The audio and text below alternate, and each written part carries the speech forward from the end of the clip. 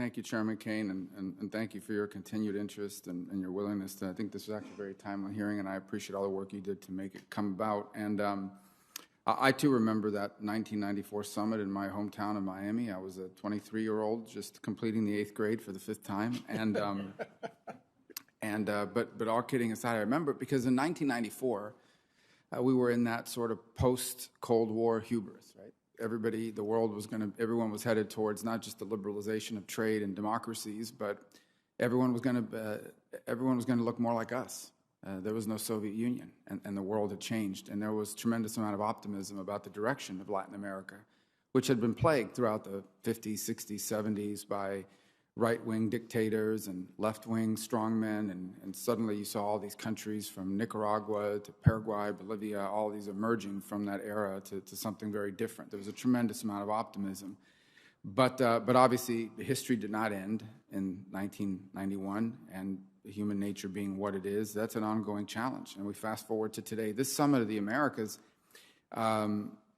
actually, I remember the last Summit of the Americas that I attended in Peru, and it was my suggestion to the then Trump administration that they issue an invitation that the next one be in the United States. And my hope was that it would be in Washington, because if it were in Washington, we would have an opportunity for our colleagues here in the Senate and in the House, will be in session, to interact with those foreign leaders. They would be in town, and it would really highlight the importance of that event.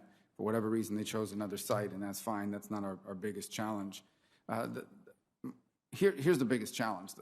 We are really in a pivotal, with all that's going on in the world, and it's very important, we're in a very pivotal moment when it comes to the region.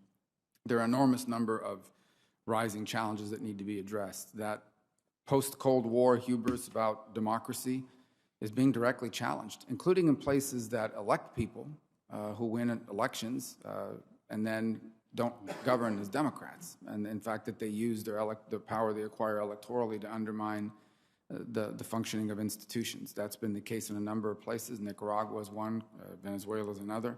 And so you have the real challenge today, not just of a long-term dictatorship that's been in Cuba for a very long time, but what basically are now dictatorships in Venezuela, in Nicaragua, and the fear that that could spread to other places.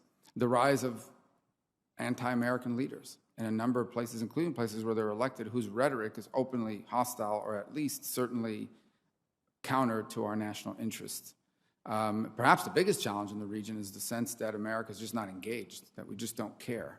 And unfortunately, I think that's reflected in a number of places, including, frankly, with all due respect, here in the United States Senate, where a handful of us do care a lot about what happens in the region, but others just don't spend a lot of time on it. And I understand the world is a busy place and there are a lot of issues to cover, but in the framework of public policy, foreign policy focus, the Western Hemisphere, I think, is neglected, given its importance both strategically and geographically to what's happening in the United States. We have real challenges in migration that's largely driven by the fact that people feel they can no longer live in their countries. And so these countries in the Western Hemisphere aren't just sources of migration. It's one of the things that people don't talk enough about. They're not just sources of migration, they're transit points for migration. And the transit alone is an extraordinary burden on these countries. Talk to the government leaders in places like Panama. Talk to the government leaders in Mexico, and they will tell you that becoming a transit point for migration from people from over 70 or 80 countries around the world poses an extraordinary challenge on them. In addition to the fact that there are countries, for example, in Central America, Honduras, Guatemala, where the youngest people in that country, their future, their workforce, the ones that should be building the future of the country, have decided that their future belongs somewhere else and are trying to figure out how to get out. And that's driven by not just lack of economic opportunity, but violence, murder, extortion by local criminal gangs, and corrupt government leaders, oftentimes in the pockets in some places of these elements. And then you also have Chinese interest in the region. Chinese policies of exploitation, its attempts to trap developing economies in debt traps that they never can get out of, get their hands on natural resources, and things of this nature. And then Russia, which is always seeking ways to harm the national interest of the United States in low-cost, high-yield propositions like their involvement in Venezuela, like their hope of potentially establishing a military presence in Nicaragua, like the spread of propaganda, over 100-something individual online outlets that the Russians are now behind to spread propaganda in the region that needs to be countered. All that said, there are also real opportunities in the Western Hemisphere that I think we're missing. I ask myself, as we watch these supply chain disruptions, because stuff is made halfway around the world and now it's shut down because of a pandemic or whatever it may be, why aren't more things being made? If it can't be made in America, why aren't they being made in places closer to America? Why don't we have huge factories in Haiti or in Guatemala or in Honduras, places that could provide opportunity for employment in those countries, and by the way, are located much closer to us in terms of supply chains and disruptions? Why aren't they there? There's a lot of reasons. A lot of it has to do with the decisions of these local governments, but some of it, I think, has to do with the fact that we haven't had a strategic vision to encourage that. What role are we playing there? And I think that's really an important opportunity for us to provide some leadership in that direction. And then add to that the opportunity to provide a counter. In many of these countries, they come to us and say, look, we don't want to do investment deals with the Chinese, but they show up with a bunch of money, no strings attached, and you guys offer no alternative. There's no alternative. And I think that has to change, and some of that's begun to change, but I think it has to change much faster. These are the things that have to be covered. But in the end, we can never forget what the summit was always about. This is called the Summit of the Americas, but it really should be called as the Summit of Democracy in the Americas, because the purpose of this summit is to bring together democratically elected governments to show that democracy can work, that democracy can lead to actions that solve the real problems of real people. It's why I think it's so disturbing that so much pressure is being placed on this administration, which is still unclear about exactly what kind of summit this will be. I'll close with this, and this is an important point.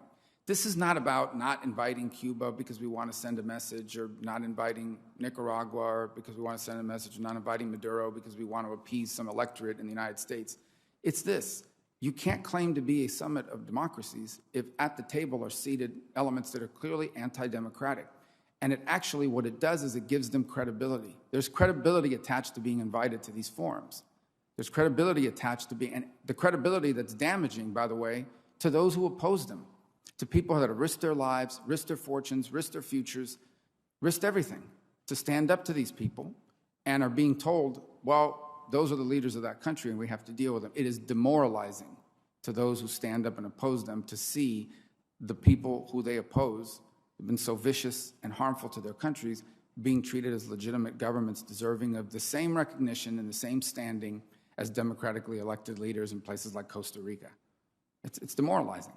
And I don't say demoralizing, it's uplifting. These regimes laugh at it, they brag about it, and they use it to further demoralize their opposition and to further coalesce the internal support for their own leadership in their countries among their inner circle.